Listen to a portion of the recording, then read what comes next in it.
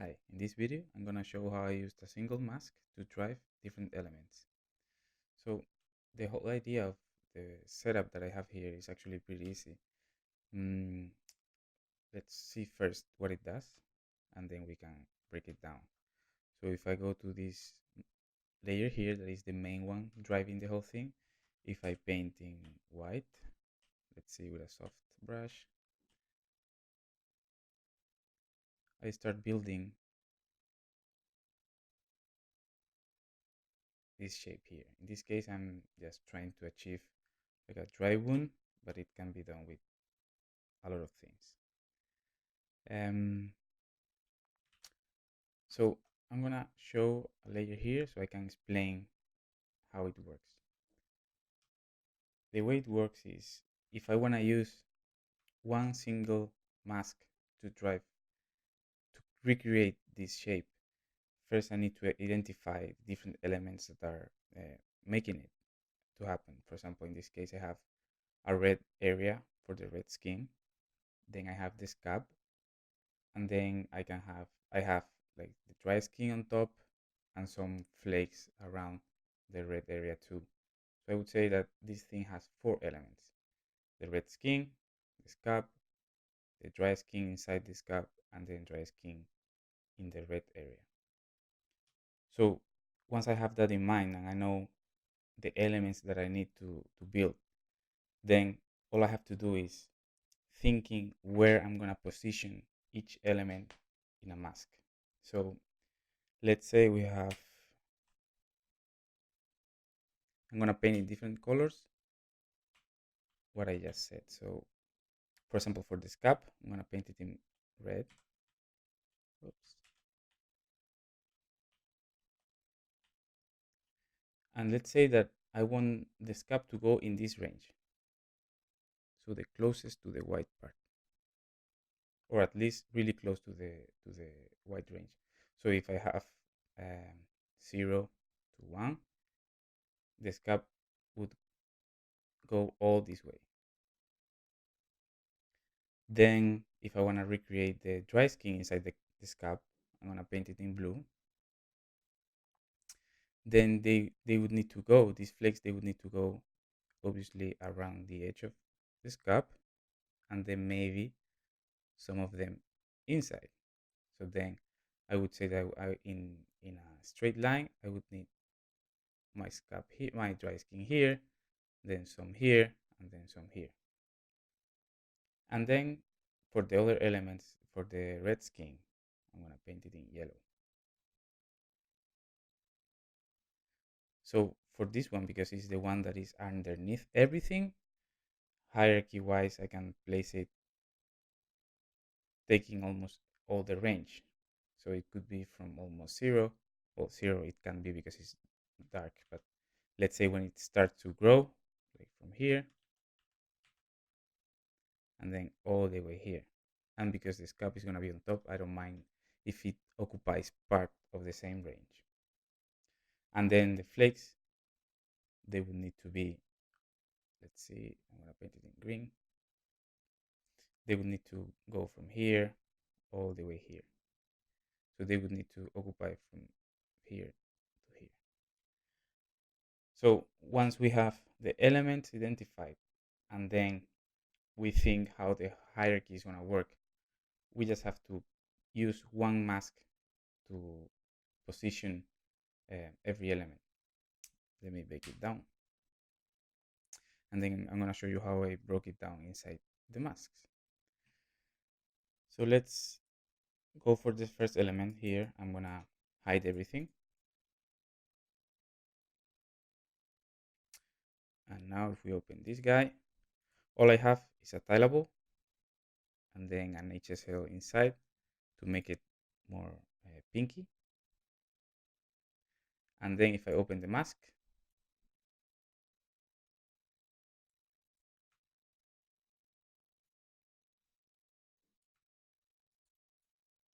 this shared paint is the one that is being shared with the scap paint. The name is different, but I change it later, but it's the same mask. And this one is driving every mask of every different element. And what am I doing? So In this case, I'm not doing much with this brightness lookup because, like I said before, I don't mind that the whole, the pink area, the pink element is taking almost the whole range of my paintbrush, my paint stroke. Let me change this to white. But in this case, I'm sharpening it in a little bit, so it's a bit smaller. It's not the whole thing, so it won't be the whole paint stroke. It would be a little bit less. So I don't want, because if I leave it the whole way, it would be too separated between the other elements. So I just did this. And then these two tilables, one tilable texture and then one triplanar, is just to break up the edge a little bit. And then, so it's not like a gradient and it has some more skinny looking transition. If I turn this off, it goes back to a gradient. And then if I turn it on, we can see some breakup. Okay. So this is the basic one, and then let me show you before showing the red skin and the scab flakes. Let me show the scab. For the scab, I'm also using simple tilable texture, a little bit blurry, so I get that skinny, like translucent and not too defined look. And then I have a triplanar on top just to give a little bit more variation in the color. And if I open the mask now, again, the main mask is the same one that is being shared from this channel here. And then what I'm doing on top is creating some tilables to break up a little bit the edge. The same thing I did for the red skin. The the tilable images will be different depending on the look that you want. So in this case, this tilable in colorburn is the one that gives me that breakup look on the edge. So it looks similar to this one. It's not too small, but it also gives me some good breakup. If I turn it off,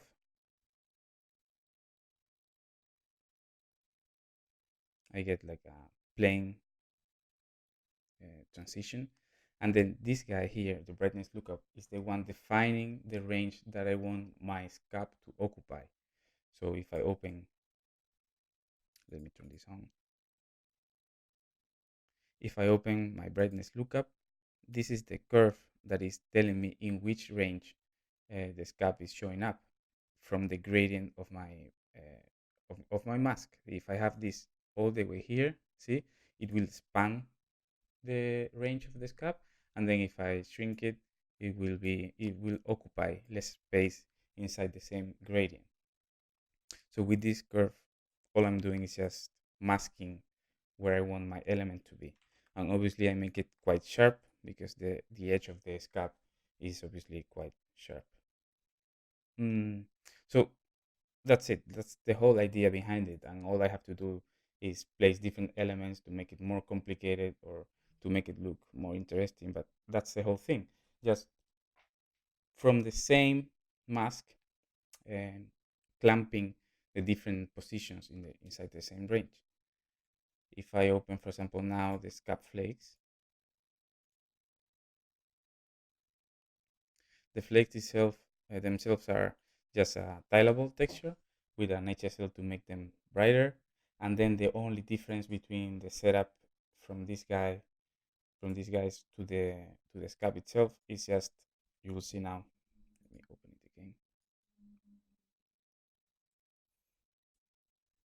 So this brightness lookup, instead of just selecting the range of the element, what it's also doing is, you will see, is telling only in specific ranges to appear. So let's say if we got rid of everything here,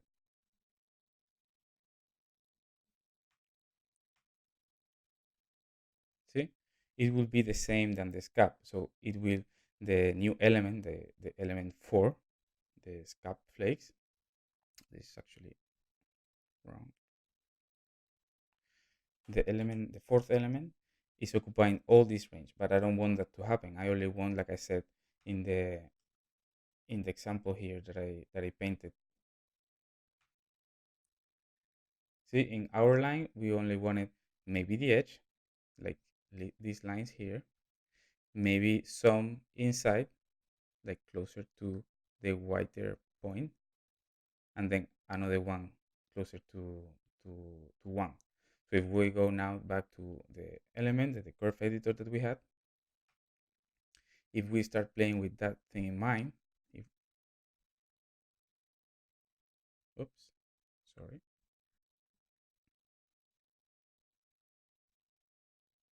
then we can achieve that result.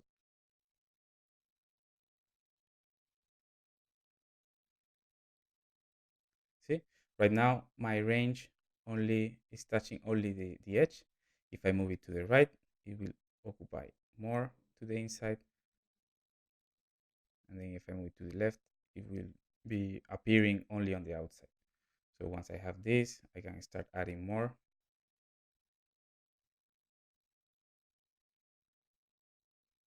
And this will give the illusion of the layering effect that these elements have. Another thing to keep in mind is, for example, when I was building the first flake from the outside, I noticed that they were brighter. So my flakes in the inside, the dry skin in the inside, I wanted them to be darker. So that's why I have them lower in my curve editor. The higher you have it, the brighter it is. The lower you have them, they have the value, the darker it will be.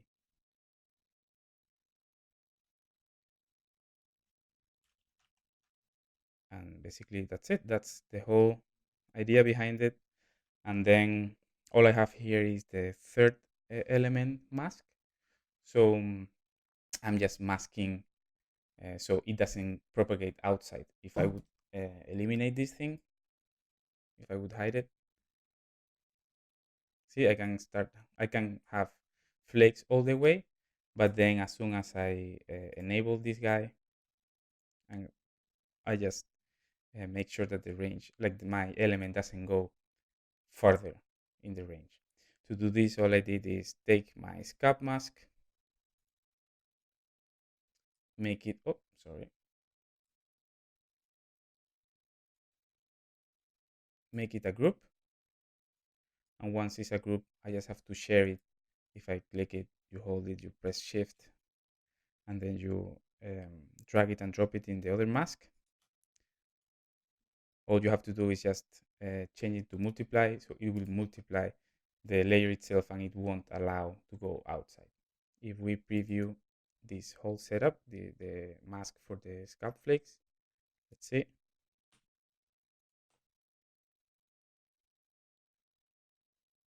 All we get is this, right? If we hide the previous element mask, we would allow this element to go further. If we have it, we won't. So that's it.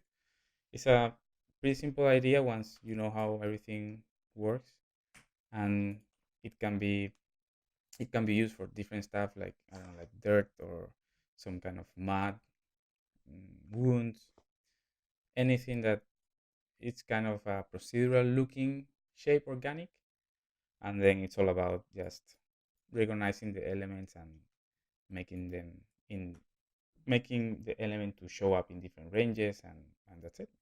I hope you find it useful, and see ya.